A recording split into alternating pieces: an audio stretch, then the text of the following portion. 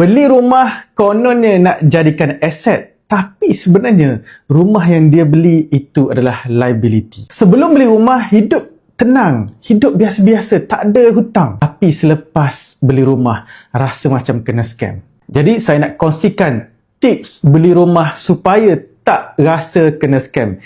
Yang pertama adalah kita kena faham bahawa rumah yang kita duduk sendiri itu adalah liability, bukan aset. Kalau kita beli rumah, selagi mana disebabkan kita nak duduk rumah dekat situ, terpaksa keluarkan duit kita setiap bulan, kita kena faham bahawa itu adalah liability, bukan aset. Yang kedua, sama ada nak sewa ataupun beli. Kalau kos menyewa itu lebih murah daripada kos setiap bulan untuk kita beli, lebih baik kita menyewa terlebih dahulu. Sebaiknya menyewa berdekatan dengan tempat kerja kita. Dan yang ketiga, ini tips yang paling mahal, lambat beli rumah, jangan bimbang. Tapi yang penting, walaupun kita lambat beli rumah, kita kena tambah tabungan, tambah harta dan semakin lama kena berkurang dari sudut hutang kita.